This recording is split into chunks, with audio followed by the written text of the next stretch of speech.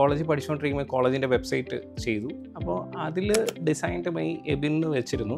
അപ്പോൾ ഞാൻ ഈ ജോസഫ് സാറിനോട് ഇങ്ങനെ ഈ കാര്യങ്ങളൊക്കെ സംസാരിക്കുമ്പോൾ സാറാണ് കമ്പനിയുടെ പേര് സജസ്റ്റ് ചെയ്ത് നീ ഒരു കമ്പനി ആയിട്ട് വെക്ക് എന്നുള്ള ഒരു ഐഡിയ തരുന്നത്. അപ്പോൾ അങ്ങനെയാണ് ഞങ്ങൾ കമ്പനി സ്റ്റാർട്ട് ചെയ്തത്, വെബ് ആൻഡ് ക്രാഫ്റ്റ്സ് എന്ന് പറയുന്നത്. അതാണ് പിന്നീട് ചരിത്രമായത്. ഫൈനൽ ഇയർ ആയപ്പോൾ ക്ലിൻറ്റ് ഞാനും വേറെ 2 പേരും കൂടെ അവിടെ ഒരു റൂമൊക്കെ എടുത്ത് നമ്മൾ വർക്ക് ചെയ്യുന്നു. ഞാൻ കോളേജിൽ പോകുന്നു, ഇവർ 2-3 പേര് വർക്ക് ചെയ്യുന്നു. അങ്ങനെയാണ് അവിടെ തുടങ്ങുന്നത്. അപ്പോൾ ഇതിലേക്ക് ആരെങ്കിലുമൊക്കെ ബിസിനസ് തരണ്ടേ? അപ്പോൾ ബിസിനസ്സൊക്കെ വന്ന് തുടങ്ങിയോ? ഈവൻ കല്യാണത്തിന് പള്ളി നിൽക്കുന്ന സമയത്ത് പോലെ എബിനെ പറയുന്ന പോലെ ഫുൾ ടൈം ഫോണിലും വാച്ചിൽ ഇങ്ങനെ ഫുൾ ടൈം മെസ്സേജ് ഒക്കെ നോക്കിയിരിക്കുന്ന ഒരാളാണ്. നെക്സ്റ്റ് ഡേ ശരിക്കും പറഞ്ഞാൽ ഞങ്ങൾ കല്യാണം കഴിഞ്ഞിട്ട് പിറ്റേ ദിവസം ആദ്യം പോയത് ഒരു വിരുന്നിനല്ല പോയത്, പകരം ഞങ്ങളുടെ ഒരു ക്ലയന്റിനെ കാണാനായിട്ടാണ്. കേരളത്തിലെ ഒരു ടോപ്പ് 200 ബ്രാൻഡ്സ് എടുക്കുവാണെങ്കിൽ അതിലൊരു 40% ബ്രാൻഡ്സുമായിട്ട് നമുക്ക് അസോസിയേറ്റ് ചെയ്യാൻ പറ്റിയിട്ടുണ്ട് അവരുടെ ഡിജിറ്റൽ ട്രാൻസ്ഫോർമേഷനിൽ. നമ്മുടെ നാട്ടിൽ കേരളത്തിൽ മാത്രമാണോ, നമുക്ക് വിദേശത്തുണ്ടോ? വിദേശത്തുണ്ട് തീർച്ചയായിട്ടും. ഇന്ന് വെബ് ആൻഡ് ക്രാഫ്റ്റ്സ് എന്തെങ്കിലുമൊക്കെ ആയിട്ടുണ്ടെങ്കിൽ അതിന് കാരണം ടീം തന്നെയാണ്. അവരുടെ സ്കില്ല്, കേപ്പബിലിറ്റി, അതിന് അപ്പുറം നിൽക്കുന്ന ഒരു പാഷനേറ്റ് ആയിട്ടുള്ള ഒരു ടീമാണ് നമ്മുടേത്. അവരൊരിക്കലും വാച്ച് നോക്കി വർക്ക് ചെയ്യുന്നവരോ അല്ലെങ്കിൽ 9 to 6 ചെയ്തു എന്നുള്ളതല്ല. താങ്കൾ പ്രസവിക്കാൻ 3 തവണയും എബിൻ എന്നോട് പറഞ്ഞിട്ടുണ്ട് ഓഫീസിൽ നിന്നാണ് പോയത്. അതുപോലെയായിരുന്നു അല്ലേ? പക്ഷേ ആ പ്രസവം കഴിഞ്ഞ് ഉടനെ തന്നെ ബാക്ക് ടു ആക്ഷനാണ്. പലപ്പോഴും എനിക്കത് ചെയ്തില്ലെങ്കിലാണ് ബുദ്ധിമുട്ട്, കാരണം അപ്പോഴാണ് എനിക്കൊരു അബ്നോർമാലിറ്റി ഫീൽ ചെയ്യുക. അബിൻ, ഇന്ന് എത്ര കസ്റ്റമേഴ്സിന് നമ്മൾ ഈ സർവീസ് കൊടുത്തിട്ടുണ്ട്? വേൾഡ് വൈഡ് ഇന്നൊരു 1200 കസ്റ്റമേഴ്സ് ഉണ്ട്. ഈവൻ ഫോർച്യൂൺ 500 കമ്പനീസ് വരെ ഇന്ന് നമ്മുടെ ക്ലയൻസ് ആണ്. എക്സലന്റ്.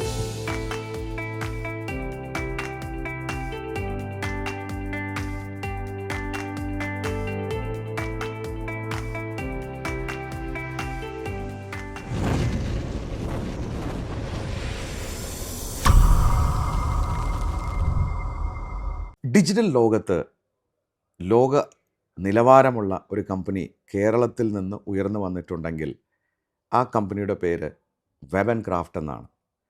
കുറേ വർഷങ്ങളായി ഇതിൻ്റെ സാരഥികൾ എനിക്കറിയാം. ഡിജിറ്റൽ ലോകത്ത് തനതായ ക്വാളിറ്റിയിലൂടെ അവരൊരു മുഖമുദ്ര പതിപ്പിച്ചു കഴിഞ്ഞു. നിരവധി ക്ലയൻസിനെയാണ് അവർ അക്വയർ ചെയ്തത്. വളരെ എളിയ തുടക്കമായിരുന്നു. ഒരു കോളേജിൽ പഠിക്കുമ്പോൾ തന്നെ ഒരു സംരംഭം തുടങ്ങുക, അതിനുശേഷം അത് വലുതാക്കുക, നിരവധി പേർക്ക് തൊഴിൽ കൊടുക്കുക, കേരളത്തിൻ്റെ അഭിമാനം എന്ന് തന്നെ പറയുന്ന രീതിയിൽ വളരുക. അത്തരം 2 സംരംഭകരാണ് എൻ്റെ കൂടെയുള്ളത്. അവർ ദമ്പതികളുമാണ്, വളരെ അടുത്ത സുഹൃത്തുക്കളായ എബിനും ജിലുവും. ഹായ്, ഞാൻ Shameem Rafi, corporate trainer, business coach. സ്പാർക്കുള്ള ഒരു പുതിയ എഡിഷനിലേക്ക് സ്വാഗതം. എന്നോടൊപ്പം ഈ സ്പാർക്കുള്ള കഥ പറയാനിരിക്കുന്നത് എബിനും ജിലുവാണ്. എബിൻ, ജിലു, സ്വാഗതം. Thank you sir. Thank you. എനിക്ക് വർഷങ്ങളായി അറിയാവുന്ന 2 വ്യക്തികളാണ്. അതുകൊണ്ട് തന്നെ ഈ ഹോട്ട് സീറ്റിൽ എത്രയോ മുന്നേ വന്നിരിക്കേണ്ടവരാണെന്ന് എനിക്ക് തോന്നിയിട്ടുണ്ട്. എന്നിരുന്നാലും ഇപ്പോഴെങ്കിലും സ്പാർക്കിൻ്റെ പ്രേക്ഷകരെ നിങ്ങൾക്ക് പരിചയപ്പെടുത്താനായാലും ഞാൻ സന്തോഷിക്കുന്നു. എബിൻ്റെ നാട് എവിടെയാണ്? എൻ്റെ നാട് പാലാ പുൻകുന്നൊക്കെ അടുത്ത് ചെങ്ങളം എന്ന് പറയുന്ന സ്ഥലത്താണ്. പഠിച്ചതൊക്കെ? പഠിച്ചത് ചെങ്ങളം, എളങ്ങളം സ്കൂളിംഗ് ഒക്കെ അവിടെയായിരുന്നു. പിന്നെ എഞ്ചിനീയറിംഗ് പഠിക്കാൻ വേണ്ടി ചെന്നൈയിൽ പോയി. ചെന്നൈയിലാണ് പഠിച്ചത്. ജിലുവിൻ്റെ നാട് എവിടെയാണ്? ഞാൻ ശരിക്കും ഒരു കട്ടമലക്കാരിയാണ്. പിന്നെ പപ്പയുടെ ജോലി റിലേറ്റഡ് ആയിട്ട് ഞാൻ കുറച്ച് ഏറെക്കാലം മൂലമറ്റത്തുണ്ടായിരുന്നു. പിന്നീട് ഇപ്പം ഞങ്ങൾ എളംകുളം, പാല സൈഡ് തന്നെയാണ് അവിടെ സെറ്റിൽഡ് ആയി. പഠിച്ചത് ഞാൻ എൻ്റെ സ്കൂളിംഗ് ഒക്കെ മൂലമറ്റമാണ്. പിന്നീട് ഡിഗ്രി ഞാൻ ചെയ്തത് പാലായിലാണ്. PG ചെയ്തത് ചാനാശ്ശേരി SB കോളേജിൽ നിന്നാണ്. എന്തായിരുന്നു PG? PG MBA. MBA. Degree BCA computer application ആണ്. എബിൻ വളരെ ഈ ഡിജിറ്റൽ ലോകത്ത് വളരെ പ്രശസ്തനായത് കോളേജിൽ പഠിക്കുമ്പോൾ തന്നെ അല്ലേ? അവിടെ നിന്നാണ് ഒരു ചെറിയ സ്പാർക്ക് ഉണ്ടാവുന്നത്. പക്ഷെ അതിന് മുന്നേ താങ്കളൊരു സംരംഭകനായിരുന്നു അല്ലേ? ഞാൻ പ്രശസ്തനായെന്ന് എനിക്കറിയില്ല. ഞാൻ വളരെ ചെറുപ്പത്തിൽ തന്നെ ആക്ച്വലി ഞാൻ കമ്പ്യൂട്ടർ എനിക്ക് പപ്പ 9ാം ക്ലാസ്സിൽ പഠിക്കുമ്പോഴാണ് വാങ്ങിച്ചിരുന്നത്. അപ്പോൾ അത് കഴിഞ്ഞ് പെട്ടെന്ന് തന്നെ ഞാൻ കമ്പ്യൂട്ടർ ഹാർഡ്വെയർ ഒരു എൻത്യൂസിയാസ്റ്റ് ആയിരുന്നു. അപ്പോൾ ഞങ്ങളുടെ നാട്ടിലൊക്കെ കമ്പ്യൂട്ടർ വേണമെന്നുണ്ടെങ്കിൽ അസംബ്ലി ചെയ്ത് കൊടുക്കുന്ന, അങ്ങനെ ഞങ്ങളുടെ നാട്ടിൽ ആര് കമ്പ്യൂട്ടർ വേണമെന്നുണ്ടെങ്കിലും എന്നെ കോണ്ടാക്ട് ചെയ്യുന്ന ഒരു സാഹചര്യമുണ്ട്. അപ്പോൾ ഞാൻ +2 പഠിക്കുന്ന ഒരു സമയമായപ്പോഴത്തേനും ഒരുപാട് നാട്ടിലുള്ള ആൾക്കാർക്ക് എന്നെ കമ്പ്യൂട്ടർ വാങ്ങിച്ചു കൊടുക്കുകയും, അങ്ങനെ എൻ്റെ പപ്പ വിചാരിക്കുന്നത്, പപ്പയും വീട്ടുകാരൊക്കെ വിചാരിക്കുന്നത് ഞാനൊരു ഹാർഡ്വെയർ ഷോപ്പ് ഉടനെ തുടങ്ങും. അങ്ങനെ പിന്നെ അപ്പോൾ അതൊന്ന് മാറ്റാനും, പിന്നെ എനിക്ക് എഞ്ചിനീയറിങ്ങിന് പോകണമെന്ന് ആഗ്രഹമുണ്ടായിരുന്നു. അങ്ങനെ എഞ്ചിനീയറിങ്ങിന് എന്നെ വീട്ടിൽ നിന്ന് നാട് അങ്ങനെയാണ് ചെന്നൈയിലെത്തുന്നത്. അങ്ങനെ ചെന്നൈയിലെത്തി. അവിടെ നിന്നും സംരംഭം വിട്ടില്ല. എങ്ങനെയാണ് അപ്പോൾ അതിലേക്ക് കിടക്കുന്നത്? അപ്പോൾ എനിക്ക് ഹാർഡ്വെയറിലായിരുന്നു ഇൻട്രസ്റ്റ്. അങ്ങനെ സോഫ്റ്റ്വെയർ ഒന്നും ചെയ്തിട്ടില്ല. അപ്പോൾ ഹോസ്റ്റലിൽ ഇരിക്കുമ്പോൾ ഹോസ്റ്റലിൽ ഒരു കമ്പ്യൂട്ടർ, ലാപ്ടോപ്പ് മാത്രമേ ഉള്ളൂ. അങ്ങനെ അതിലങ്ങനെ അവിടെ പുതിയ നാടാണ്. അവിടെ ആരും കമ്പ്യൂട്ടർ വാങ്ങിക്കാൻ നമ്മളെ കോൺടാക്ട് ചെയ്യില്ല. അപ്പോൾ എന്തേലും ഒരു എക്സ്ട്രാ കരിക്കുലർ ആക്ടിവിറ്റീസ് എന്നുള്ള രീതിയിൽ തുടങ്ങിയതാണ്. അപ്പോൾ ഞാൻ തിരിച്ച് നാട്ടിൽ ആദ്യത്തെ സെം കഴിഞ്ഞപ്പോൾ വന്നപ്പോൾ എൻ്റെ അടുത്ത ബന്ധു എൻ്റെ വീട്ടിൽ പോയി. ഞങ്ങളുടെ ഇപ്പോഴത്തെ കമ്പനിയുടെ മെൻറ്റർ കൂടെയാണ് ജോസഫ് സാർ. അപ്പോൾ ജോസഫ് സാറിനോട് ഞങ്ങൾ ഇങ്ങനെ വന്ന് കഥകളൊക്കെ പറഞ്ഞപ്പോൾ എനിക്കൊരു ഈ ഒരു ഒരു എന്തേലും കാര്യങ്ങൾ ചെയ്യണം. അപ്പോൾ സാർ എന്നോട് പറഞ്ഞു, "നീ ഒരു വെബ്സൈറ്റ് ചെയ്യാം." ഉണ്ടാക്കുന്നു. അപ്പോൾ എന്താ ചെയ്യുന്നത് ചോദിച്ചപ്പോൾ ഞാൻ പറഞ്ഞു, "ഇങ്ങനെ വെബ്സൈറ്റ് ചെയ്യാൻ." അപ്പോൾ ഒരു ഡൊമെയിൻ ഹോസ്റ്റിംഗ് ഒക്കെ വേണം അന്നത്. അപ്പോൾ ഒരു അന്ന് ക്രെഡിറ്റ് കാർഡൊക്കെ ഉപയോഗിച്ച് വേണം ഇത് വാങ്ങിക്കാൻ വേണ്ടി. അപ്പോൾ അങ്ങനെ ഒരു 1500 രൂപ എൻ്റെ കയ്യിൽ എടുത്ത് തന്നിട്ട് സാറ് പറഞ്ഞു, "സാറിനൊരു വെബ്സൈറ്റ് ഉണ്ടാക്കി താ." എന്നുള്ളതാണ് ആദ്യമായിട്ട്. അങ്ങനെയാണ് ഈ സോഫ്റ്റ്വെയർ ഇതിലേക്ക് വരുന്നത്. അങ്ങനെ ഞാൻ ആ വെബ്സൈറ്റ് ഉണ്ടാക്കി. പിന്നെ കോളേജിൻ്റെ വെബ്സൈറ്റ് റീവാമ്പ് ചെയ്യാമെന്ന് കോളേജിനെ കൺവിൻസ് ചെയ്ത് അത് പുതിയതായിട്ട് ചെയ്തു. അങ്ങനെയാണ് ഈ ഒരു ഒരു ഇതിലേക്ക് തുടക്കം അങ്ങനെ തന്നെയാണ്. തുടക്കം അങ്ങനെയാണ്. ഞാൻ ജിലുവിലേക്ക് വരാം. ജിലു പഠനം കഴിഞ്ഞിട്ട് എന്താ ചെയ്തത്? ഞാൻ എൻ്റെ ഡിഗ്രിക്ക് ശേഷം ഞാൻ ഡിഗ്രി BCA ആയിരുന്നു. അതിൽ യൂണിവേഴ്സിറ്റി ഫസ്റ്റ് റാങ്ക് ഹോൾഡർ ആയിരുന്നു MG യൂണിവേഴ്സിറ്റിയിൽ നിന്ന്. ഓ, വെരി ഗുഡ്. അപ്പോൾ അതിനുശേഷം ഈ പറഞ്ഞ പോലെ MCAക്ക് ഒരു സീറ്റ് നമുക്ക് റിസർവ്ഡ് ആണ് യൂണിവേഴ്സിറ്റിയിൽ. റാങ്ക് ഹോൾഡർ ആണല്ലോ. അതിന് കൂടെ തന്നെ ഞാൻ കുറച്ചേറെ കോർപ്പറേറ്റ്സിൽ ക്യാമ്പസ് പ്ലേസ്ഡ് ആയിരുന്നു.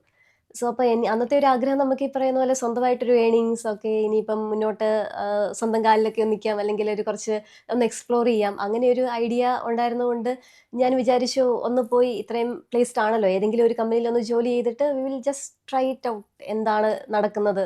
അങ്ങനെ ഞാൻ കോഗ്നിസൻറ്റിൽ ജോയിൻ ചെയ്തു. സോ ഒരു വർഷത്തെ പ്ലാനിലാണ് പോയത്. പക്ഷേ അതൊരു 3 കൊല്ലം എടുത്തു. ഐ വാസ് വിത്ത് കോഗ്നിസൻറ്റ് ഫോർ അത് 3 ഇയേഴ്സ്. കഴിഞ്ഞിട്ടാണോ MBA പഠിക്കാൻ? ഞാൻ അതിനുശേഷമാണ് MBA പഠിക്കാൻ വന്നത്. തിരിച്ച് വന്നിട്ട് ഞാൻ MBA ചെയ്തു. MBA ചെയ്തതിന് ശേഷം MBA ഫൈനൽ ഇയർ ആയി, പഠിച്ചിറങ്ങിയപ്പോഴേക്കും കല്യാണമായി. അങ്ങനെയാണ് ഈ മനുഷ്യനെ അങ്ങനെയാണ്, അതെ കണ്ടുമുട്ടുന്നത് അതെ. അല്ലേ? എവിനിലേക്ക് തിരിച്ചു വരാം. സാധാരണഗതിയിൽ പഠിക്കാൻ വിട്ടാൽ പഠിക്കുക, അത് കഴിഞ്ഞാൽ ജോലി നേടുക. അതാണ് നമ്മുടെ നാട്ടിലൊക്കെ ഒരു നാട്ടു നടപ്പ്. എന്തുകൊണ്ടാണ് ഈ സംരംഭത്തിലേക്ക് ഇറങ്ങണമെന്നൊക്കെ തോന്നിയത്? പിന്നെ സാറ് പറഞ്ഞല്ലോ, ഇപ്പോൾ ഞാൻ പഠിക്കാനൊക്കെ വളരെ പുറകോട്ടായിരുന്നു. അപ്പോൾ ഞാനൊരു കർഷക കുടുംബത്തിലാണ് ജനിച്ചത്. അപ്പോൾ ഞാൻ പൈസ ഉണ്ടാക്കുന്നതും കണ്ടിട്ടുണ്ട്, അത് വളരെ ഫാസ്റ്റായിട്ട് പോകുന്നതും കണ്ടിട്ടുണ്ട്. അപ്പോൾ എനിക്ക് അന്നത്തെ രീതിയിൽ നല്ല ഒരു ജോലി ആ കോളേജിൽ പഠിച്ചുകൊണ്ടിരിക്കുമ്പോൾ ഞാൻ കാണുന്നത്, അവിടെ ഏറ്റവും നല്ലൊരു പ്ലേസ്മെൻറ്റ് കിട്ടുന്ന അന്നത്തെ കാലത്ത് 2012 ഞാൻ പാസ് ഔട്ട് ആകുന്നത്. പക്ഷേ ആ ഒരു സമയത്ത് ഒരു 35,000 രൂപയ്ക്കാണ് നല്ല ഒരു ജോലി കിട്ടുന്നത്. അപ്പോൾ അതിൽ അന്നത്തെ കാലഘട്ടത്തിൽ ആ ഒരു പൈസ കൊണ്ട് ചിലപ്പോൾ അതിന് പറ്റുന്ന ഒരു ഇൻട്രസ്റ്റ് പോലും അടയ്ക്കാൻ പറ്റണമെന്നില്ല. അപ്പോൾ ഒരു പിന്നെ എനിക്ക് ആ ഒരു ജോലി കിട്ടാൻ അത്രയും നല്ലൊരു ജോലി കിട്ടുന്ന ഒരു കഴിവോ കാര്യങ്ങളോ ഒന്നുമില്ല. അപ്പോൾ ജോലി കിട്ടുമോ എന്ന് എനിക്ക് ഒരു പ്രതീക്ഷയും ഒരു ഉറപ്പുമില്ല. അപ്പോൾ അങ്ങനെ ഒരു സാഹചര്യത്തിൽ സ്വന്തമായിട്ട് എന്തെങ്കിലും ഒരു സംരംഭം ഉണ്ടെങ്കിൽ മാത്രമേ നമുക്ക് നിലനിൽപ്പുള്ളൂ എന്നുള്ള രീതിയിൽ അങ്ങനെയാണ് ഞാൻ ഈ അപ്പം അന്ന് തന്നെ പേരിട്ടിരുന്നോ? കോളേജ് എങ്ങനെയാണ് ഈ പേരിലേക്ക് വരുന്നതെന്ന് ചോദിച്ചാൽ, കോളേജിൽ പഠിച്ചുകൊണ്ടിരിക്കുമ്പോൾ കോളേജിൻ്റെ വെബ്സൈറ്റ് ചെയ്തു. അപ്പോൾ അതിൽ ഡിസൈൻഡ് ബൈ എബിൻ എന്ന് വെച്ചിരുന്നു. അപ്പോൾ ഞാൻ ഈ ജോസഫ് സാറിനോട് ഇങ്ങനെ ഈ കാര്യങ്ങളൊക്കെ സംസാരിക്കുമ്പോൾ സാറാണ് ഈ ഒരു കമ്പനിയുടെ പേര് സജസ്റ്റ് ചെയ്ത് നീ ഒരു കമ്പനിയായിട്ട് വെക്ക് എന്നുള്ള ഒരു ഐഡിയ തരുന്നത്. അപ്പോൾ അങ്ങനെയാണ് ഞങ്ങൾ കമ്പനി സ്റ്റാർട്ട് ചെയ്തത്, വെബ് ആൻഡ് ക്രാഫ്റ്റ്സ് എന്ന് പറഞ്ഞു. അതാണ് പിന്നീട് ചരിത്രമായത്, വെബ് ആൻഡ് ക്രാഫ്റ്റ്. അപ്പോൾ ഒറ്റയ്ക്കായിരുന്നു. അപ്പോൾ ആരെങ്കിലും കൂട്ടാളികളെയൊക്കെ ചേർക്കണ്ടേ പിന്നീട്? ഞാൻ പഠിച്ചുകൊണ്ടിരുന്നപ്പോൾ തന്നെ ഞാനിത് ഫസ്റ്റ് ഇയർ ഞാൻ തന്നെ ചെയ്തു. സെക്കൻഡ് ഇയർ ആയപ്പോഴത്തേനും ഞാൻ ചെയ്യാൻ വേണ്ടി ഫ്രീലാൻസറായിട്ട് ചെയ്യുന്നു. അപ്പോൾ അതിൻ്റെ ഡിസൈൻ വർക്കുകളൊക്കെ ചെയ്യാൻ വേണ്ടി ഓരോരുത്തരെ ആയിട്ട് റീച്ച് ചെയ്തു. അങ്ങനെയാണ് ഞാൻ ക്ലിൻറ്റിൽ എത്തിച്ചേരുന്നത്. പിന്നെ ഫൈനൽ ഇയർ ആയപ്പോൾ ക്ലിൻറ്റ് ഞാനും വേറെ 2 പേരും കൂടെ അവിടെ ഒരു റൂമൊക്കെ എടുത്ത് ചെറിയ രീതിയിൽ, വളരെ ചെറിയ രീതിയിൽ ഞങ്ങളവിടെ തന്നെയാണ് താമസിക്കുന്നതും. അവിടെ ഒരു റൂമിൽ നമ്മൾ വർക്ക് ചെയ്യുന്നു. ഞാൻ കോളേജിൽ പോകുന്നു. ഇവർ 2-3 പേര് വർക്ക് ചെയ്യുന്നു. അങ്ങനെയാണ് അവിടെ തുടങ്ങുന്നത്. ആ പഠിച്ചുകൊണ്ടിരിക്കുന്ന സമയത്ത് ഒറ്റയ്ക്കാണ് തുടങ്ങിയത്. നമ്മൾ 4 സുഹൃത്തുക്കളും ചേർന്നൊരു വീടും എടുത്തു. അപ്പോൾ ഇതിലേക്ക് ആരെങ്കിലുമൊക്കെ ബിസിനസ് തരണ്ടേ? അപ്പോൾ ബിസിനസ്സൊക്കെ വന്ന് തുടങ്ങിയോ? അങ്ങനെ ബിസിനസ് ഭയങ്കരമായ ബിസിനസ്സൊന്നുമില്ല. പക്ഷേ ഞങ്ങൾ ചെറിയ ചെറിയ വർക്കുകളാണ് കിട്ടുന്നത്. അപ്പോൾ ഞങ്ങളിരുന്ന് ചെയ്യും. രാത്രികളൊക്കെ ഉറങ്ങാതിരുന്ന് ഒരുപാട് എഫേർട്ട് ഇട്ട് മാക്സിമം നന്നായിട്ട് ചെയ്തു കൊടുക്കും. അങ്ങനെ അത് ചെറിയ ചെറിയ റെഫറൻസോടെയും ആ വർക്കുകളൊക്കെ കിട്ടി ഞങ്ങൾക്ക് അത്യാവശ്യം 4 പേർക്ക് തട്ടിമുട്ടി ശമ്പളം കൊടുത്ത് പോവാവുന്ന രീതിയിൽ. അപ്പോൾ എവൻ ശമ്പളം കൊടുത്തു തുടങ്ങി.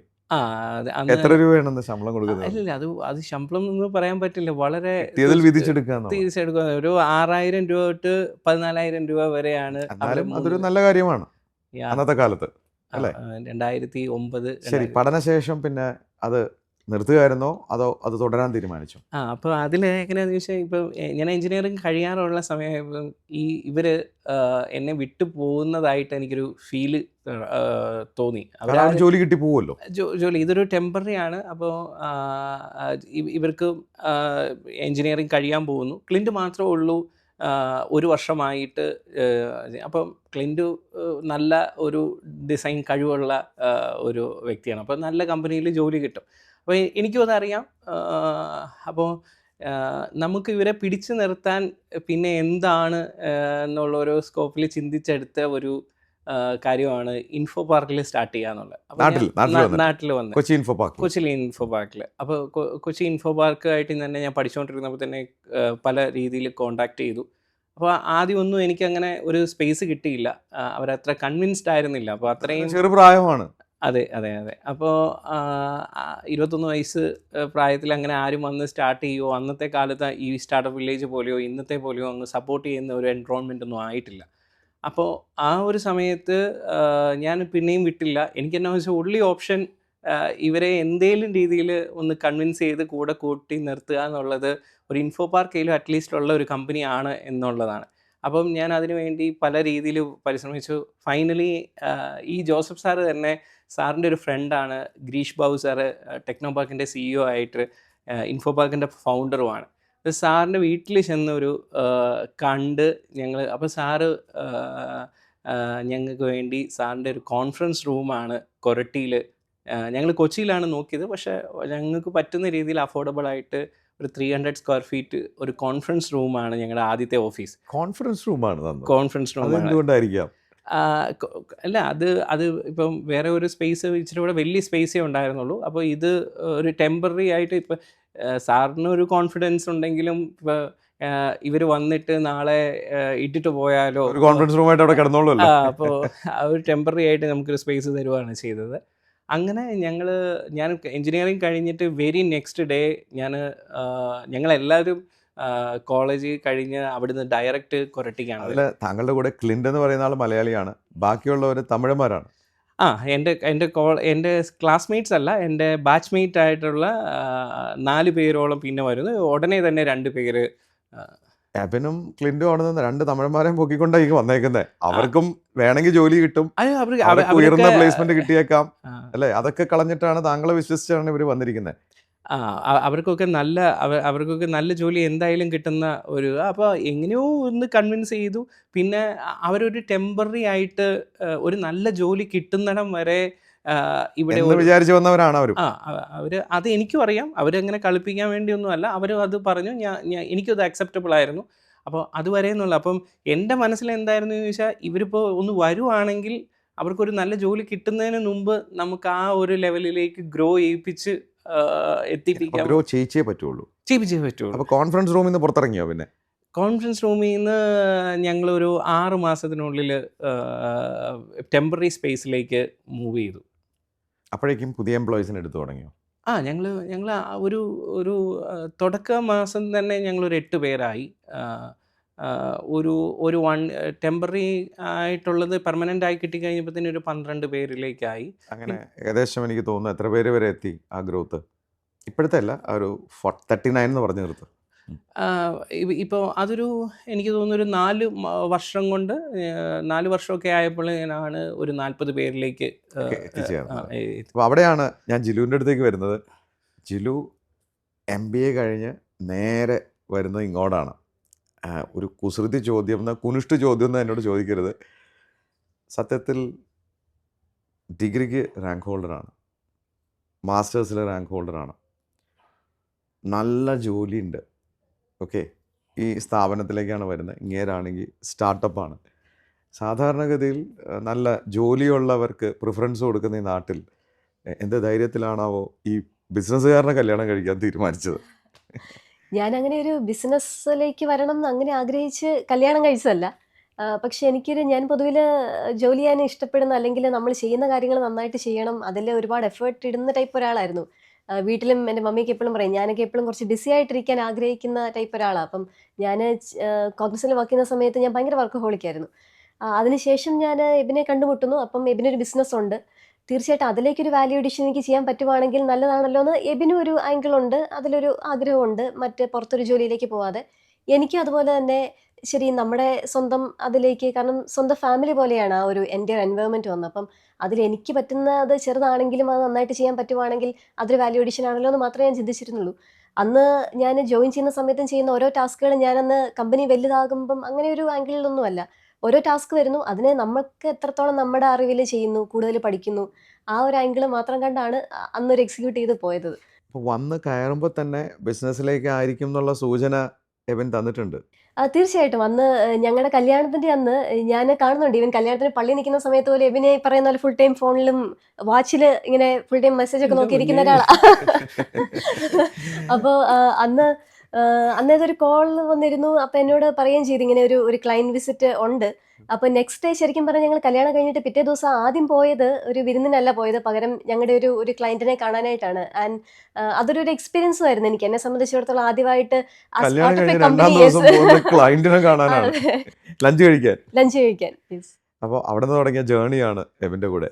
എബിൻ, ഒരു ഗ്രോത്ത് എന്ന് പറയുന്നത് പിന്നീട് താങ്കളുടെ 40-ാമത്തെ എംപ്ലോയി ആണോ 41-ാമത്തെ എംപ്ലോയി ആണോ എന്ന് ചോദിക്കേണ്ടി വരും ജിലു വന്ന് കയറിയപ്പോൾ. എനിക്ക് തോന്നുന്നു 38. ഞാൻ പരിചയപ്പെടുമ്പോൾ 37, ഞാൻ വന്ന് ജോയിൻ ചെയ്യുന്ന സമയത്ത് 40-ാമത്തേതുമാണ്.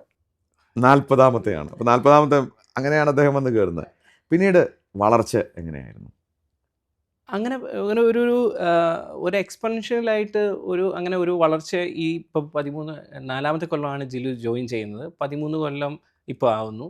അങ്ങനെ ഇത് വളരെ ഗ്രാജുവലായിട്ട് ഗ്രോ ചെയ്ത് വരുവാണ് ചെയ്തത്. ഇന്നിപ്പം നമ്മൾ 400 പേരോളം ഉണ്ട്. എക്സലൻറ്റ്. 400 എംപ്ലോയീസിന് നമുക്ക് തൊഴിൽ കൊടുക്കാൻ പറ്റുന്നുണ്ട്. അത് ചെറിയ കാര്യമല്ല. എബിൻ, എനിക്ക് നിങ്ങളെ രണ്ടുപേരെയും പരിചയമുള്ള വ്യക്തികളാണ്.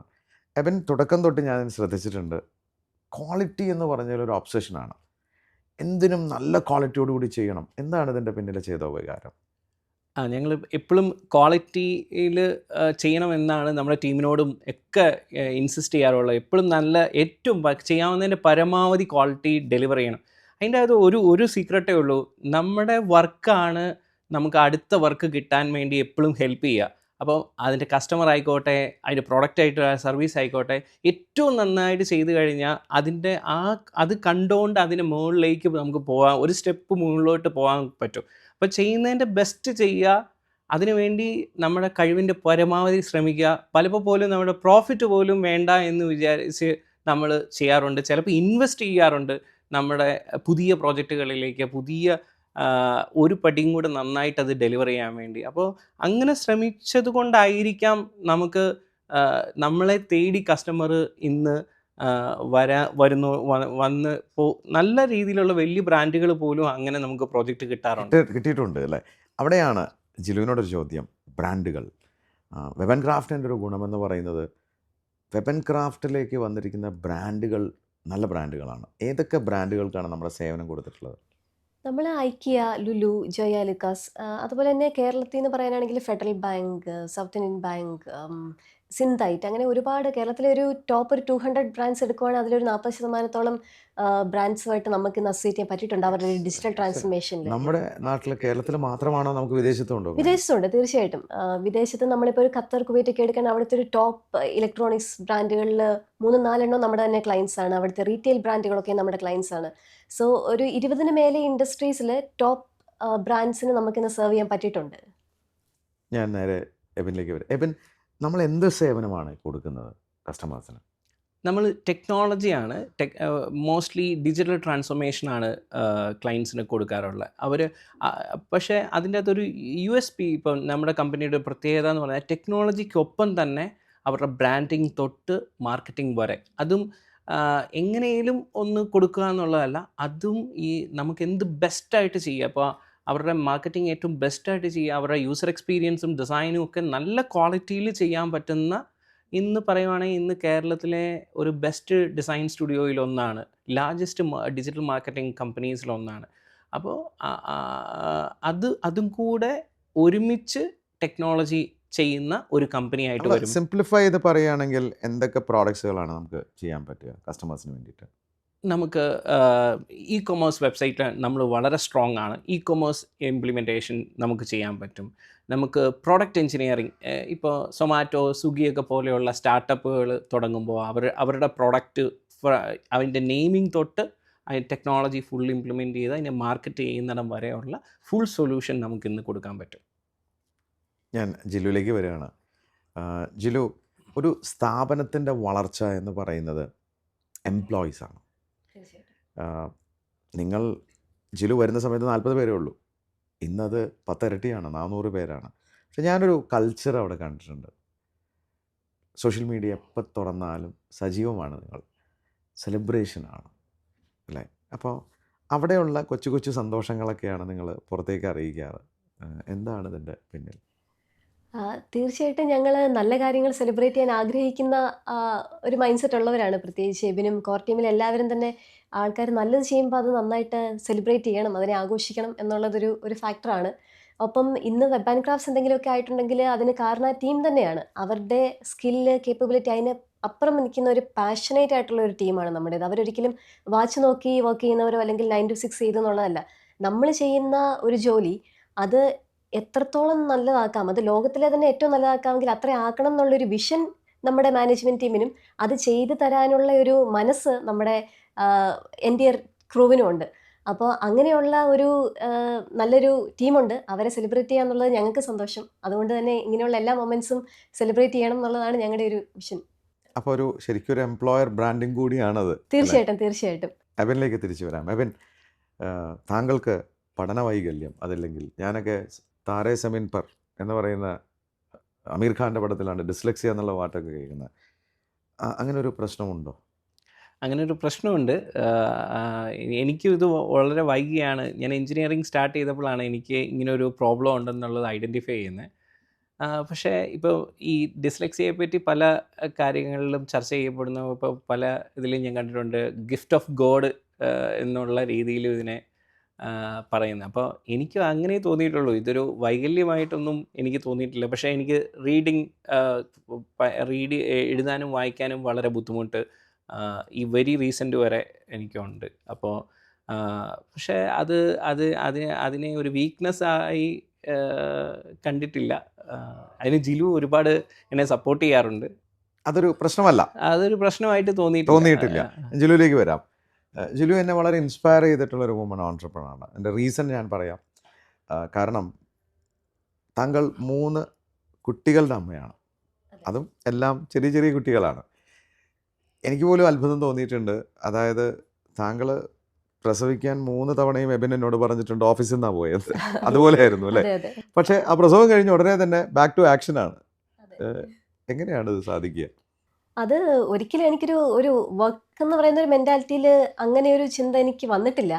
കാരണം അങ്ങനെ വരുമ്പോഴാണ് നമുക്കിതൊന്ന് സ്റ്റോപ്പ് ചെയ്തിട്ടൊക്കെ പിന്നീട് മാറ്റി വെക്കേണ്ട ഒന്നായിട്ടോ അല്ലെങ്കിൽ വേറൊരാൾക്ക് ചെയ്യാൻ പറ്റുന്ന ഒന്നായിട്ടോ തോന്നുക. പലപ്പോഴും എനിക്കത് ചെയ്തില്ലെങ്കിലാണ് ബുദ്ധിമുട്ട്. കാരണം അപ്പോഴാണ് എനിക്കൊരു അബ്നോർമാലിറ്റി ഫീൽ ചെയ്യുക. നമ്മുടെ ആ ഒരു ട്രാക്കിൽ അത് അങ്ങനെ തന്നെ അതിൻ്റെ കൂടെ പോകുന്ന ഒന്നായിട്ട് എനിക്ക് തോന്നിയിട്ടുള്ളൂ. അപ്പോൾ അവിടെ കിടന്നുകൊണ്ട് ടാസ്ക് ഒക്കെ എഴുതി വെച്ചിട്ടുണ്ട്, യാ എന്നിട്ട് ഓഫീസിൽ വിളിച്ച് പറഞ്ഞിട്ടുണ്ട്. തീർച്ചയായിട്ടും. ഞാൻ പൊതുവെ ടാസ്ക് എഴുതി വെക്കുന്ന കൂട്ടത്തില്ല. അപ്പോൾ എൻ്റെ എപ്പോഴും അതിൻ്റെ മനസ്സിലും കാണും. ആ ബുക്കിൻ്റെ പേപ്പറിൽ എത്രാമത്തെ പേജിൽ എത്രാമത്തെ ലൈനിൽ ഏതാണ് പ്രയോറിറ്റി എന്നുള്ളത് എൻ്റെ മനസ്സിലുണ്ടാവും. അപ്പോൾ കിട്ടുന്ന ഫസ്റ്റ് ഒരു ചാൻസിൽ തന്നെ ഞാൻ ഫോൺ എടുത്ത് പറയുന്നുണ്ട്, ഓക്കെ ഇന്ന കാര്യം പ്രയോറിറ്റിയാണ്, ഇത് ചെയ്യണം എന്നുള്ളത്. അപ്പം അത് എനിക്കൊരു വളരെ നോർമൽ ആയിട്ടുള്ളൊരു പ്രോസസ്സായിട്ടാണ് ഞാൻ എൻ്റെ ജീവിതത്തിൽ പൊയ്ക്കൊണ്ടിരിക്കുന്നത്. മേ ബി അതുകൊണ്ടായിരിക്കാം അങ്ങനെ ചെയ്യാൻ പറ്റുന്നത്. Abin, you are lucky to have such a wife. Abin, ഏതൊരു സംരംഭത്തിൻ്റെയും സെയിൽസ് കൊണ്ടുവരിക എന്നുള്ളതാണ് ഏറ്റവും വലിയ കാര്യം. എങ്ങനെയാണ് ഈ കസ്റ്റമേഴ്സിനെ അക്വയർ ചെയ്യുന്നത്? ഇതിന് മാത്രം കസ്റ്റമേഴ്സ് നിങ്ങളടുത്ത് വരുന്നത്? ഞങ്ങളുടെ ആഗ്രഹം ഇനിയും വലിയ കസ്റ്റമറിലേക്ക് പോകണമെന്നാണ്. നമ്മൾ ഇപ്പോൾ 1% പോലും നമ്മുടെ എക്സ്പെക്റ്റേഷനിൽ നമ്മളെ അറിയുമെന്നോ നമ്മൾ എത്തിപ്പെട്ടിട്ടുണ്ടെന്നോ അറിയില്ല. പക്ഷേ ഇനിയും ഒരുപാട് വലിയ കസ്റ്റമേഴ്സുമായിട്ട് വർക്ക് ചെയ്താലേ ഇനിയും വലിയ രീതിയിൽ വളരാൻ പറ്റുള്ളൂ. എന്നിരുന്നാലും നമ്മൾ ഇത്രയും കാലം ചെയ്തിരിക്കുമ്പോൾ എപ്പോഴും ശ്രദ്ധിക്കാറുള്ള കാര്യം എന്താണെന്ന് വെച്ചാൽ അതിൽ നമ്മുടെ കഴിവിൻ്റെ ഒരു പരമാവധി അതിലിടുക. അതിൻ്റെ അകത്ത് ബെസ്റ്റ് ചെയ്യുക. ഒരു പടി മുന്നിലോട്ട് എന്ത് ചെയ്യാൻ പറ്റുമോ അത്, ഈവൻ അതിൻ്റെ അകത്ത് പ്രോഫിറ്റ് പോലും വേണ്ട എന്ന് വെച്ചിട്ട് നമ്മളെപ്പോഴും അതിലാണ് മുൻതൂക്കം കൊടുക്കാറുള്ളത്. അപ്പോൾ അങ്ങനെ നമ്മൾ ചെയ്യുമ്പോൾ നമുക്ക് ചിലപ്പോൾ ആ ഒരു വർക്കിൽ നിന്ന് ആ കസ്റ്റമർ സാറ്റിസ്ഫൈ ആവും. അതിലൂടെ ഒരു കുറച്ചും കൂടെ മുന്നോട്ട് അത് അതിൻ്റെ ലക്ഷ്യത്തിലേക്ക് അല്ലെങ്കിൽ ഇച്ചിരി കൂടെ റിസൾട്ട് അതിന് കിട്ടും. അങ്ങനെ ആ കസ്റ്റമർ ചിലപ്പോൾ നമുക്ക് റെഫർ ചെയ്യും. അല്ലെങ്കിൽ അത് കണ്ട് അവരുടെ കോമ്പറ്റീറ്റേഴ്സ് ആവാം. ഞങ്ങളുടെ കമ്പനിയിലേക്ക് ഒരുപാട് വർക്ക് അങ്ങനെ വന്നിട്ടുണ്ട്. അപ്പോൾ അങ്ങനെയാണ് കൂടുതലും വർക്കുകൾ കിട്ടിക്കൊണ്ടിരിക്കുന്നത്. പക്ഷേ തീർച്ചയായിട്ടും ഇതൊരു സ്ട്രാറ്റജി മാത്രമാണ്. ഔട്ട്ബൗണ്ട് ചെയ്യുന്നത് തെറ്റാണെന്നല്ല. ഞങ്ങൾക്ക് അത് എക്സ്പ്ലോർ ചെയ്ത് അതിലേക്കും നമ്മൾ വളരേണ്ടതുണ്ടെന്ന് ആഗ്രഹിക്കുന്നു. അബിൻ, ഇന്ന് എത്ര കസ്റ്റമേഴ്സിന് നമ്മൾ ഈ സർവീസ് കൊടുത്തിട്ടുണ്ടാവും? വേൾഡ് വൈഡ് ഇന്നൊരു 1200 കസ്റ്റമേഴ്സ് ഉണ്ട്. ഈവൻ ഫോർച്യൂൺ 500 കമ്പനീസ് വരെ ഇന്ന് നമ്മുടെ ക്ലയൻസ് ആണ്. എക്സലൻറ്റ്. അപ്പോൾ ഈ ചുരുങ്ങിയ കാലയളവിൽ തന്നെ നമുക്ക് ഫോർച്യൂൺ 500 കസ്റ്റമേഴ്സിലേക്ക് എത്തി എന്നുള്ളത് തന്നെ വലിയ കാര്യമാണ്. തീർച്ചയായിട്ടും. ജിലുവിലേക്ക് വരാം. അദ്ദേഹം പറഞ്ഞിരുന്നു ചെറുതായിട്ടൊരു ഡിസ്ലെക്സിയൊക്കെ ഉള്ളതായിട്ടൊക്കെ അദ്ദേഹത്തിന് തോന്നിയിട്ടുണ്ട്. എങ്ങനെയാണ് ജിലുവിൻ്റെ സപ്പോർട്ട് എന്ന് പറയുകയും ചെയ്തു. എന്ത് സപ്പോർട്ടാണ് ജിലു അദ്ദേഹത്തിന് കൊടുത്തത്? എബിന് ഒരു വായിക്കാനും അതല്ലെങ്കിൽ എഴുതാനും ഉള്ളൊരു ഡിസബിലിറ്റിയാണ് ഡിസ്ലെക്സിയയിലുള്ളത്. ഞാൻ വരുന്നതിന് മുന്നേ തന്നെ നമ്മുടെ മെയിൻ ടീം, അന്ന് അവരാണല്ലോ എബിൻ്റെ ഭാഗമായിട്ടുണ്ടായിരുന്നത്, അവർ ഒരുപാട് സപ്പോർട്ട് ചെയ്തിരുന്നു. ഞാൻ അതിൻ്റെ ഒരു എക്സ്റ്റൻഷൻ പോലെ സപ്പോർട്ട് ചെയ്തുകൊണ്ടിരിക്കുന്നതേ ഉള്ളൂ. ഓഫ് കോഴ്സ് എബിൻ്റെ പല മെയിലുകളും മെസ്സേജുകളും ഞാൻ എഴുതി കൊടുത്തിട്ടുണ്ട്. മേ ബി അത് റിസീവ് ചെയ്യുന്നവർക്ക് അത് മനസ്സിലാകുന്നുണ്ടാകുന്നില്ല. കാരണം ഞങ്ങളെപ്പോഴും ഒരുമിച്ചുള്ളവരാണ്. എബിൻ എനിക്കത് പറഞ്ഞു തരും ഏത് എനർജിയിൽ പറയണം, അല്ലെ എന്താണ് അതിനകത്ത് പോകേണ്ട ഒരു മെസ്സേജ് എന്നുള്ളത്. അപ്പോൾ തീർച്ചയായിട്ടും അതെനിക്ക് അങ്ങനെ ചെയ്തു കൊടുക്കാൻ പറ്റിയിട്ടുണ്ട്. പിന്നെ ഓവർ ദി ഇയേഴ്സ് എനിക്കും ആ ഒരു എക്സ്പീരിയൻസ് സെറ്റ് ആവുന്നത് കൊണ്ട് I think like we could able to work it out well. Very good. ഞാൻ അബിനിലേക്ക് വരാം. അബിൻ, ഏറ്റവും അഭിമാനം തോന്നിയൊരു നിമിഷമായിരുന്നു ഞാൻ നിങ്ങളുടെ കൊരട്ടി ഇൻഫോ പാർക്കിൽ വന്നപ്പോൾ. ചെറുതല്ല, ഒരു ബെൻസ് കാർ എടുത്തിട്ടാണ് നിങ്ങളുടെ ആത്മമിത്രമായ ക്ലിൻറ്റന് ആ താക്കോല് കൊടുക്കുന്ന ആ ഫംഗ്ഷന് ഞാൻ സാക്ഷിയായി. എനിക്ക് തോന്നുന്നു ഇനിയും കാറുകൾ കൊടുക്കാൻ പോവുകയാണ് അല്ലേ? എന്താണ് ഇതിൻ്റെ പിന്നിൽ? നമ്മുടെ കമ്പനി ഇന്ന് ഈ ലെവലിൽ എത്തിയിട്ടുണ്ടെന്നുണ്ടെങ്കിൽ ഇവരുടെയൊക്കെ വലിയൊരു എഫേർട്ട് ഇതിനകത്ത് ഭയങ്കര വലിയ, പലപ്പോഴും അവരുടെ വീട് പോലെയാണ് നമ്മുടെ കമ്പനിയിൽ വന്നിട്ട് അവർ വർക്ക് ചെയ്യുന്നത്. അപ്പോൾ നമ്മളിന്ന് ഇവിടേക്ക് എത്തിയിട്ടുണ്ടായാൽ ഞങ്ങൾ രണ്ടുപേരും മാത്രം അതിൻ്റെ ലക്ഷറി അല്ലെങ്കിൽ അതിനൊക്കെ അവകാശപ്പെട്ടതും കൂടിയാണ് അവർ. അതേപോലെ തന്നെ നമ്മുടെ കൂടെയുള്ള ഈ 400 പേർക്ക് ഒരു ഇൻസ്പിറേഷൻ ആവും ഇത് മുന്നോട്ടും അവരുടെ ആ ഒരു എഫേർട്ടും കാര്യങ്ങളോടെ. അപ്പോൾ അങ്ങനെ ആയിട്ടുമുണ്ട്. അപ്പോൾ അതിൻ്റെ ഭാഗമായിട്ടാണോ ഇനി 4 പേർക്ക് കാറ് കൊടുക്കാൻ തീരുമാനിച്ചിട്ടുണ്ട്? അത് അവരും നമ്മുടെ കൂടെ ഏകദേശം ഒരു 10 വർഷമായിട്ട് ഉള്ളവരാണ്. ഇനിയും കൊടുക്കാൻ പറ്റട്ടെ എന്ന്. അങ്ങനെ തന്നെ ആയിരിക്കട്ടെ. ദൈവം നിങ്ങളെ അനുഗ്രഹിക്കട്ടെ. ജിലു, ഒന്ന് തിരിഞ്ഞു നോക്കുമ്പോൾ ഈ വളർച്ചയുടെ പിന്നിൽ എന്താണ്? തീർച്ചയായിട്ടും ഞാൻ അതിൻ്റെ ഫുൾ ക്രെഡിറ്റ് നമ്മുടെ ടീമിന് തന്നെ കൊടുക്കും. കാരണം ഓഫ് കോഴ്സ് ഞങ്ങളുടെ ഏറ്റവും വലിയ അസറ്റ് ഞങ്ങളുടെ ടീം, ആ ഒരു ടീം സ്ട്രെങ്ത് തന്നെയാണ്. അതിൽ ഞങ്ങൾക്ക് തുടക്കകാലം തൊട്ടുള്ള ഒരുപാട് പേര് ഇന്നും കമ്പനിയുടെ പാർട്ടാണ്. ഈവൻ തോ നമ്മളിപ്പോഴത്തെ ഒരു IT സിനാരിയോ പല തരത്തിൽ പറയുമെങ്കിൽ പോലും ദൈവാനുഗ്രഹം കൊണ്ട് ഞങ്ങളുടെ കേസിൽ ഒരുപാട് പേര് ഇന്നും ഞങ്ങളുടെ കൂടെ ഉണ്ട്. They trust us and also like they are willing to put their heart into what they do. അപ്പോൾ അവരുടെ എല്ലാവരുടെ ഒരു വിഷൻ എന്ന് പറയുന്നത് നമ്മൾ ലോകത്തിലെ തന്നെ ഏറ്റവും നല്ലതാവണം, നമുക്ക് ബെഞ്ച് മാർക്ക് സെറ്റ് ചെയ്യാൻ പറ്റണം, നമ്മൾ ചെയ്യുന്ന വർക്കുകൾ മറ്റുള്ളവർക്ക് ഉപകാരമാവണം. അങ്ങനെയുള്ളൊരു വാല്യൂ അഡീഷൻ നോക്കി നല്ലൊരു കൾച്ചറിൽ പോകാൻ പറ്റുന്ന നല്ലൊരു ടീമുണ്ട്. So of course it's a team. ആ ടീം എഫേർട്ട് തന്നെയാണ്. തീർച്ചയായിട്ടും നിങ്ങളുടെ കൂടെ നിൽക്കുന്ന ആ ടീം ലീഡേഴ്സും ടീമും അത് വലിയ ഒരു കാര്യം തന്നെയാണ്. എബിനിലേക്ക് തിരിച്ചു വരാം. എബിൻ, ചുരുങ്ങിയ കാലം കൊണ്ട് വളർച്ച നേടിയ താങ്കളുടെ ഈ സ്ഥാപനത്തിൻ്റെ ഭാവി വിഷൻ എന്താണ്? ഇന്ന് കേരളത്തിലെ ഒരു അറിയപ്പെടുന്ന ഡിജിറ്റൽ ട്രാൻസ്ഫോർമേഷൻ കമ്പനി ആയിട്ടുണ്ടെന്നുള്ളതാണ് ഞങ്ങളുടെ വിശ്വാസം. അത് എത്രയും പെട്ടെന്ന് ലോകത്തിൽ അറിയപ്പെടുന്ന ഒരു കമ്പനി ആവണം എന്നുള്ളതാണ് നമ്മുടെ ആഗ്രഹം. എക്സലൻറ്റ്. അതായിത്തീരുമെന്ന് എനിക്ക് ഉറപ്പാണ്. അതോടൊപ്പം തന്നെ നിങ്ങളുടെ ടീം, ഞാൻ നിരവധി ട്രെയിനിങ് ചെയ്തിട്ടുണ്ട്. നിങ്ങൾ എൻ്റെ കോച്ചിങ് പ്രോഗ്രാമിന് വന്നിട്ടുണ്ട്, ഈഗിളിലുണ്ട്. ഇതൊക്കെ കൂടാതെ ഞാൻ വ്യക്തിപരമായ എക്സ്പീരിയൻസ് ചെയ്തതാണ് എൻ്റെ വെബ്സൈറ്റ് shamimrafiq.com. എന്ന് പറയുന്ന ആ ഒരു വെബ്സൈറ്റ് ഞാൻ പോലും ചിന്തിച്ചിട്ടുണ്ടായിരുന്നില്ല. ഒരു ക്വാളിറ്റി ഔട്ട്പുട്ടൊക്കെ അത്രയൊന്നും ഞാൻ ചിന്തിച്ചിട്ടുണ്ടായിരുന്നില്ല. പക്ഷേ എനിക്ക് തോന്നുന്നു എബൻ എന്നെ അതിലേക്ക് എത്തിച്ചു മനസ്സ്. ഇങ്ങനെയല്ല ചെയ്യേണ്ടത് എന്ന് പറഞ്ഞുകൊണ്ട്. അപ്പോൾ അതിന് shamimrafiq.com എന്ന് പറയുന്ന ആ വെബ്സൈറ്റിൻ്റെ പിന്നിൽ നിങ്ങളുടെ ആ ക്വാളിറ്റിയും സിഗ്നേച്ചറും അവിടെയുണ്ട്. അതിന് ഞാൻ കൂടി നിങ്ങളോട് നന്ദി പറയുകയാണ്. തീർച്ചയായിട്ടും എൻ്റെ അതിന് മൈൻഡ് സെറ്റ് പോലും നിങ്ങൾ ആ ക്വാളിറ്റിയിലേക്ക് എത്തിച്ചു എന്നുള്ളത് തന്നെ. അതിൻ്റെ പിന്നിൽ പ്രവർത്തിച്ചവർക്കും വലിയൊരു നന്ദി. Thank you Thank you, sir, sir. Thank you. നിങ്ങൾ കേട്ടു എബിനും ജിലുവിൻ്റെയും വെബൻ ക്രാഫ്റ്റിൻ്റെയും ഇൻസ്പയറിംഗ് ആയിട്ടുള്ള ഒരു സ്റ്റോറി. അദ്ദേഹം കോളേജിൽ പഠിക്കുമ്പോൾ ചെറിയ ഒരു വെബ്സൈറ്റ് ഡിസൈൻ ചെയ്ത് തുടങ്ങിയ കമ്പനി ഇന്ന് ലോകത്തിലെ ഏറ്റവും മികച്ച കമ്പനിയുടെ സ്റ്റാറ്റസിലേക്ക് ഉയർന്നിരിക്കുകയാണ്. അതുമാത്രമല്ല, ഈ 2 പേരും കോംപ്ലിമെൻറ്റ് ചെയ്ത് സപ്പോർട്ട് ചെയ്തിട്ടാണ് ഈ സംരംഭം വളർത്തുന്നത്. അവർക്ക് സപ്പോർട്ടായി 400 ഒന്നല്ല 2 അല്ല 400 നല്ല ടീം മെമ്പേഴ്സ്. നമുക്ക് അഭിമാനിക്കാം, നമ്മുടെ കൊച്ചിയിൽ ഒരു ചെറുപ്പക്കാരൻ തുടങ്ങിയ ഒരു ചെറിയ സംരംഭം 400 പേർക്ക് തൊഴിൽ കൊടുക്കുന്നു. അത് ലോകോത്തര കമ്പനിയായി വളരുന്നു. ഐക്യ പോലുള്ള വലിയ സ്ഥാപനങ്ങൾ അവർക്ക് വർക്ക് കൊടുക്കുന്നു. ഇതിൽ പരം അഭിമാനം നമുക്ക് വേറെ എന്താ വേണ്ടത്? എന്നാൽ ആ കൂടെ നിന്നവരെ അവർ മറന്നിട്ടില്ല. അവരുടെയും ജീവിതം വളരണം, ഇവരുടെ നിലവാരത്തിലേക്ക് ഉയരണം എന്ന ആഗ്രഹത്തിൽ ലക്ഷറി കാറുകളൊക്കെയാണ് അവരുടെ കൂടെ നിന്ന് അവർക്ക് കൊടുക്കുന്നത്. ഇത്തരം സംരംഭങ്ങളും സംരംഭകരും ഒക്കെ നമ്മുടെ നാട്ടിലുണ്ടാവണം. ഇവരുടെ യാത്ര ചെറുതല്ല, ഒരു വലിയ സ്വപ്നം കണ്ടുകൊണ്ടാണ് പോകുന്നത്. എനിക്കുറപ്പാണ് എബൻ, ജിലു, നിങ്ങൾ നാളെ ലോകത്തിലെ അറിയപ്പെടുന്ന 2 നല്ല മികച്ച സംരംഭകരാകും. കാരണം 2 പേരുടെയും പാഷനും എനർജി ലെവലും വളരെ കൂടുതലാണ്. അതുകൊണ്ട് തന്നെ ഈ സംരംഭത്തിനോടൊപ്പം ഞാനുമുണ്ട്.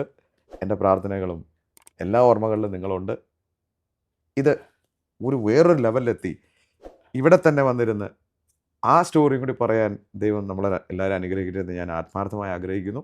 എൻ്റെ വ്യക്തിപരമായ പേരിലും സ്പാർക്കിലെ എല്ലാ പ്രേക്ഷകരുടെ പേരിലും 2 പേർക്കും വെബൻ ക്രാഫ്റ്റിലെ എല്ലാവർക്കും എല്ലാ ആശംസകളും. Thank you. Thank you very much sir. Sir actually web and ക്രാഫ്റ്റ്സിൻ്റെ ഒരു പാർട്ടാണ് ഫ്രം ദി ബിഗിനിങ്. ഞങ്ങൾക്ക് സാറിൻ്റെ ഒരു മെൻറ്റർഷിപ്പ് ഒരുപാട് ഹെൽപ്പ് ചെയ്തിട്ടുണ്ട് ഇൻ എവരി വേ. ഈവൻ ഞങ്ങളുടെ കോർ ടീമിന് സാർ ഒരുപാട് തവണ മെൻറ്റർഷിപ്പ് തന്നിട്ടുണ്ട്. പല സ്റ്റേജിലും, ഈവൻ ഞങ്ങളുടെ ഒരു വളർച്ചയുടെ പല സ്റ്റേജിലും it has helped us a lot. So thank you very much. You are a part and family of web and crafts. So thanks for the wishes and prayers. you. Thank U.